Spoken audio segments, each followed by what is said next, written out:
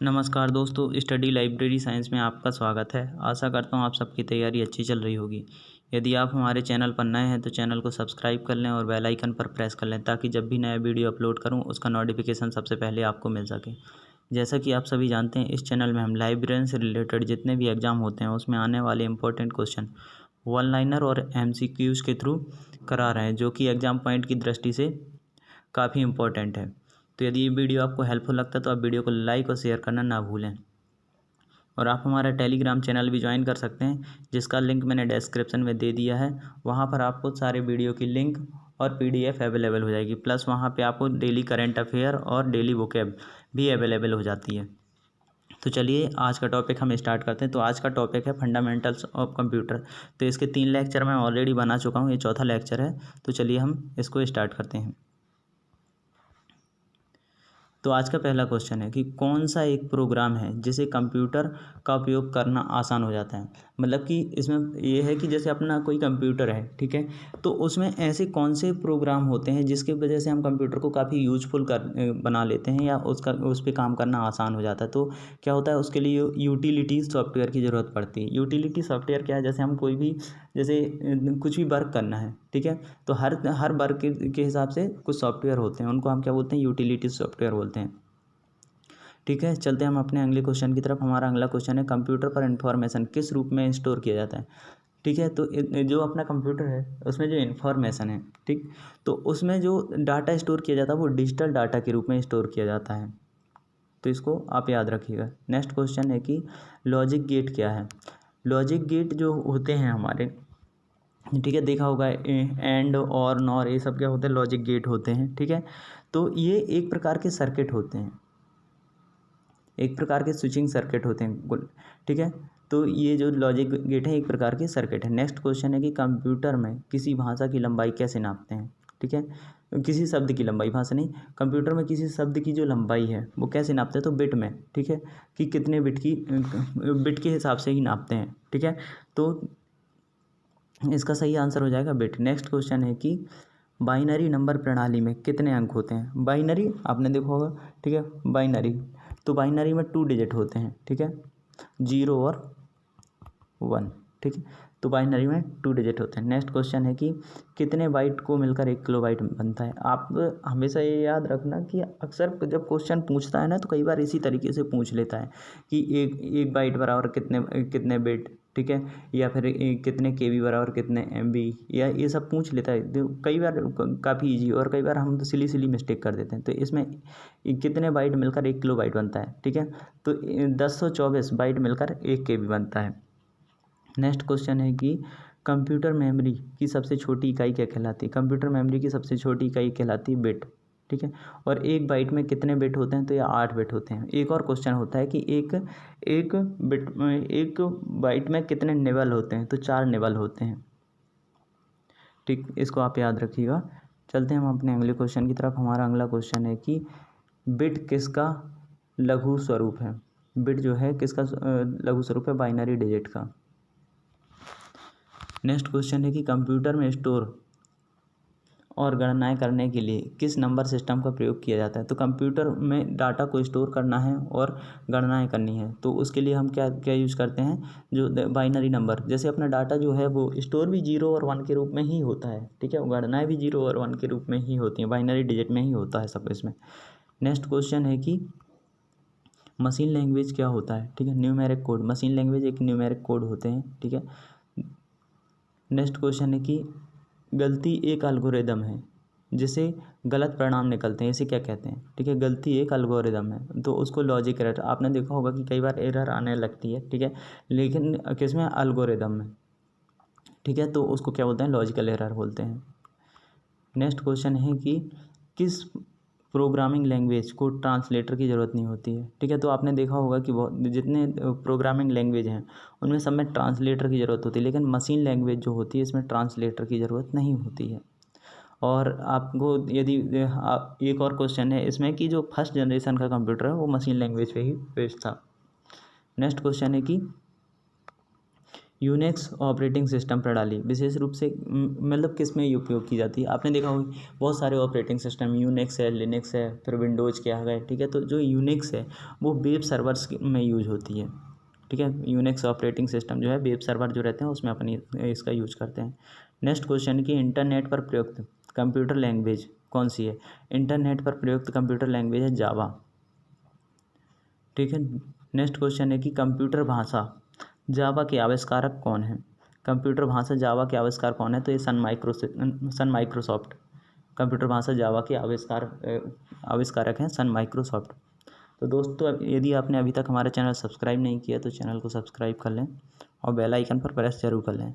और मैंने अभी अपने वीडियो में एक लास्ट में एक क्वेश्चन हमेशा आपके लिए दिया है जिसका आपको आंसर कमेंट बॉक्स में देना है, तो उसको कमेंट ज़रूर करिएगा। चलते हैं अपने अगले क्वेश्चन की तरफ। हमारा अगला क्वेश्चन है कि अंग्रेजी भाषा के समान उच्च स्तरीय कंप्यूटर भाषा कौन सी है, ठीक है।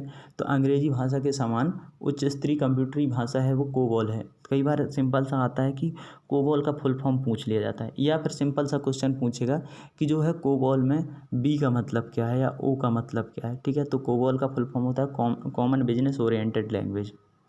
ये अंग्रेजी भाषा के समान उच्च स्तरीय लैंग्वेज है, हाई लेवल लैंग्वेज है ये। नेक्स्ट क्वेश्चन है कि किस कंप्यूटर भाषा का प्रयोग वाणिज्यिक कार्यों में किया जाता है। मतलब वाणिज्यिक मतलब बिजनेस कार्यों में, ठीक है। तो जैसे इसमें नाम ही है कोबोल में कॉमन बिजनेस ओरिएंटेड लैंग्वेज, मतलब कि कोबोल ही जो है कंप्यूटर लैंग्वेज है जो कि बिजनेस के में यूज की जाती है, वाणिज्यिक कार्यों में यूज की जाती है। नेक्स्ट क्वेश्चन है कि निम्नलिखित में से कौन सी वैज्ञानिक कंप्यूटर भाषा है। मतलब कि वैज्ञानिक कंप्यूटर भाषा फोर्ट्रॉन है। फोर्ट्रॉन का फुल फॉर्म होता है फॉर्मूला ट्रांसलेशन, ठीक है। ये कैसी भाषा है, वैज्ञानिक कंप्यूटर की भाषा है। नेक्स्ट क्वेश्चन है कि किसी प्रोग्राम का चित्र के रूप में प्रदर्शन क्या कहलाता है।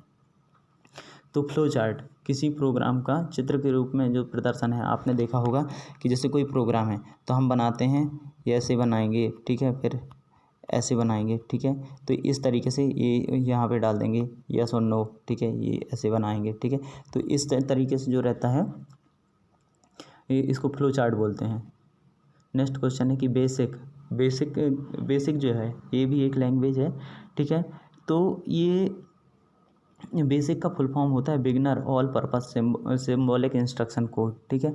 कंप्यूटर भाषा का विकास कब हुआ था, तो 1964 में बेसिक कंप्यूटर भाषा है, ठीक है।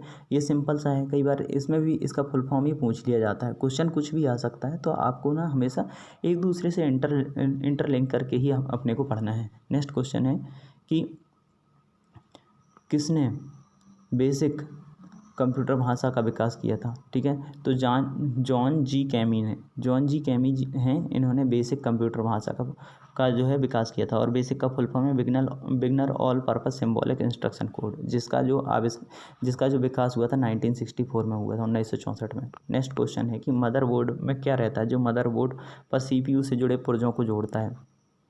तो देखा होगा जो मदरबोर्ड है, ठीक है, उसमें बहुत सारे कंपोनेंट लगे होते हैं, ठीक है। तो उसमें ऐसा क्या रहता है, तो आपने देखा होगा कुछ लाइन सी डली रहती हैं, उनको हम क्या बोलते हैं, सिस्टम बस बोलते हैं। क्या बोलते हैं, सिस्टम बस बोलते हैं, जो कि एक दूसरे को जोड़ता है आपस में। नेक्स्ट क्वेश्चन है कि कंप्यूटर की घड़ी की स्पीड की गणना किस में की जाती है। तो कंप्यूटर की स्पीड की घड़ी की गणना जो है बिट में की जाती है। नेक्स्ट क्वेश्चन है कि इलेक्ट्रॉनिक कंपोनेंट वाले थिन प्लेट बोर्ड को क्या कहते हैं। इलेक्ट्रॉनिक कंपोनेंट वाले सर्किट बोर्ड बोलते हैं या मदर बोर्ड को इसी को ही बोलते हैं। नेक्स्ट क्वेश्चन है कि डिस्क को पढ़ने के लिए प्रोग्राम में आने वाला हार्डवेयर कौन सा है। तो डिस्क ड्राइव। डिस्क को पढ़ने के लिए प्रयोग में आने वाला हार्डवेयर है डिस्क ड्राइव। आपने देखा होगा आपके कंप्यूटर सिस्टम पे, ठीक है, डिस्क ड्राइव लगी होती है, जो कि मतलब जिसको हम DVD राइटर भी बोल सकते हैं, ठीक है। उसमें हम DVD लगाते हैं और वो उसमें रीड करने के लिए वही उसको रीड करता है, ठीक। नेक्स्ट क्वेश्चन है कि संपूर्ण कंप्यूटर प्रणाली के संप्रेषण को नियंत्रित कौन करता है। मतलब जो मतलब अपना कंप्यूटर है, ठीक है, उसमें जो पूरा प्रोसेस होती है या कम्युनिकेशन होता है अंदर, ठीक है, तो उसको कौन नियंत्रित करता है, कंट्रोल कौन करता है, तो मदरबोर्ड होता है, वो सारी प्रोसेस या सारे कम्युनिकेशन को कंट्रोल करता है। नेक्स्ट क्वेश्चन है कि ऐसी सीरीज जिस स्थान पर जुड़े रहते हैं उसे क्या कहते हैं, ठीक है। आपने देखा होगा जो एक्सटर्नल डिवाइसेस हैं जिसमें हम उनको एसेसरीज बोलते हैं, ठीक है, जैसे कि माउस हो गया, कीबोर्ड हो गया, प्रिंटर हो गया, ठीक है, ये सारी चीज़ें हैं, और स्कैनर वगैरह हो गए, ये सब जो जुड़े रहते हैं तो वो कहाँ पे जुड़े रहते हैं, तो उसको हम पोर्ट बोलते हैं, ठीक है। नेक्स्ट क्वेश्चन है कि मदरबोर्ड के कंपोनेंट के बीच इन्फॉर्मेशन किसके माध्यम से ट्रैवल करती है, ठीक है। तो आपने देखा हो जो मदरबोर्ड है, ठीक है, उसमें बहुत सारे कंपोनेंट हैं, लेकिन इन्फॉर्मेशन ट्रैवल करना है तो बस के माध्यम से, ठीक है, बस बार होते हैं, उसमें बस होती हैं, तो बसेस के थ्रू ही सारा डेटा ट्रांसफ़र होता है और इन्फॉर्मेशन इंटरचेंज होती है। नेक्स्ट क्वेश्चन है कि फाइल सिस्टम स्थायी रूप से किस में संग्रहण रहता है। फाइल सिस्टम, आपने देखा फाइल सिस्टम इस सेकेंड स्थायी रूप से ऐसा होता है कि जैसे आपकी कोई फाइल है, ठीक है, वो जब तक अपन उसमें वर्क करते रहते हैं वो प्राइमरी मेमोरी में रहती है। अगर प्राइमरी मेमोरी में रहती है, ठीक है, तो वो क्या होती है, वॉलेटाइल होती है, मतलब कि जैसे ही लाइट चली गई आपका डेटा खत्म। तो अगर आपको स्थायी रूप से संग्रहण उसका करना है तो आपको उसको सेकेंडरी मेमोरी में रखना पड़ेगा। उसमें अगर सेकेंडरी मेमोरी में अगर आप सेव करते हैं तो अगर लाइट भी चली जाती है, ठीक है, तो आपका डेटा सुरक्षित रहता है क्योंकि सेकेंडरी मेमोरी नॉन वॉलेटाइल होती है। नेक्स्ट क्वेश्चन है कि कौन सी डिवाइस प्रोग्राम और डाटा के बीच अंतर समझ सकती है, ठीक, तो माइक्रो प्रोसेसर है, ठीक है, तो माइक्रो प्रोसेसर प्रोग्राम और डाटा के बीच में डिफरेंस का समझ सकता है। नेक्स्ट क्वेश्चन है कि सीडी में आप क्या क्या कर सकते हैं, सीडी में आप क्या क्या कर सकते हैं, तो सीडी को रीड और राइट मतलब पढ़ और लिख दोनों सकते हैं, ठीक है, तो इसको आप याद रखना है, सीडी में आप रीड और राइट दोनों कर सकते हैं। सीडी को कॉम्पैक्ट डिस्क के अलावा और अन्य किस नाम से जाना जाता है, सीडी का फुल फॉर्म क्या होता है, कॉम्पैक्ट डिस्क, और उसको अन्य किसी नाम से जाना जाता है तो वो है ऑप्टिकल डिस्क, ठीक है। नेक्स्ट क्वेश्चन हमारा है, इसमें पूछा गया है कि इंटरनल स्टोरेज किस प्रकार का स्टोरेज है।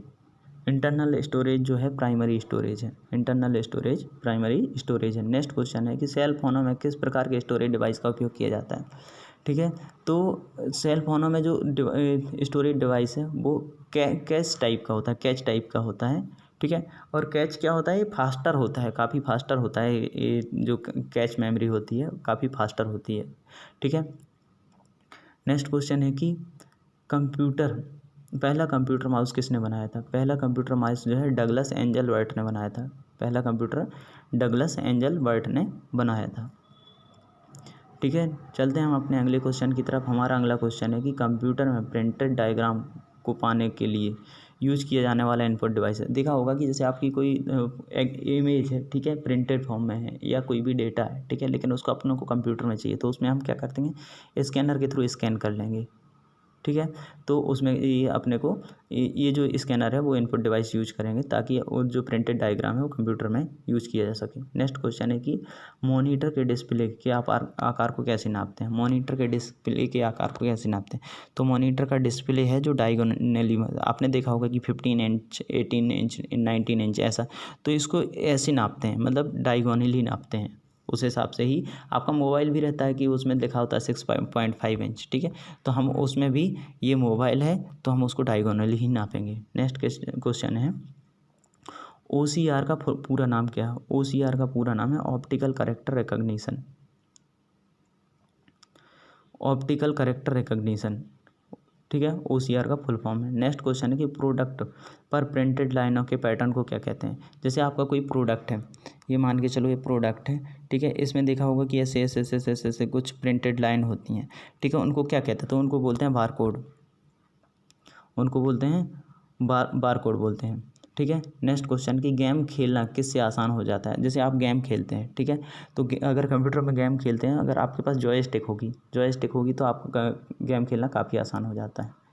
नेक्स्ट क्वेश्चन है कि सर्वाधिक तेज़ गति से प्रिंट करने वाला प्रिंटर कौन सा है। तो सर्वाधिक तेज़, देखो प्रिंटर क्या है, बहुत सारे टाइप के होते हैं, ठीक है, इसमें जो रहता है वो उनकी गति के अकॉर्डिंग ही उनमें देखते हैं, ठीक है, जिसमें से सर्वाधिक स्पीड जो होती है लेजर प्रिंटर में होती है। नेक्स्ट क्वेश्चन है कि किस प्रिंटर द्वारा एक स्ट्रोक में एक अक्षर प्रिंट होता है, ठीक है, तो लाइन प्रिंटर होता है, उसमें एक स्ट्रोक में एक अक्षर प्रिंट होता है। नेक्स्ट क्वेश्चन है कि कीबोर्ड में फंक्शन की संख्या कितनी होती है। ठीक है, ये क्वेश्चन कई बार पूछा गया है एग्जाम में, खासकर ये आपने देखा होगा स्टेट लेवल के जो एग्जाम है होते हैं, ठीक है, उसमें अक्सर पूछा गया है कि कीबोर्ड में कितनी फंक्शन की होती है। कई बार लोग सिली सी मिस्टेक कर देते हैं। अगर कंप्यूटर में कीबोर्ड से रिलेटेड या कुछ भी अगर आप क्वेश्चन पूछते हैं तो आपको सबसे पहले कि कीबोर्ड जो आपके सामने ही रखी होती है आराम से उसमें आंसर दे सकते हो।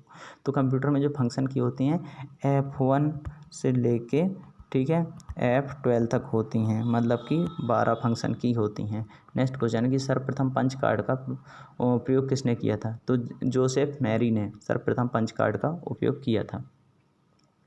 नेक्स्ट क्वेश्चन है कि भारत में निर्मित प्रथम कंप्यूटर का नाम क्या है। तो भारत में जो निर्मित प्रथम कंप्यूटर है उसका नाम है सिद्धार्थ।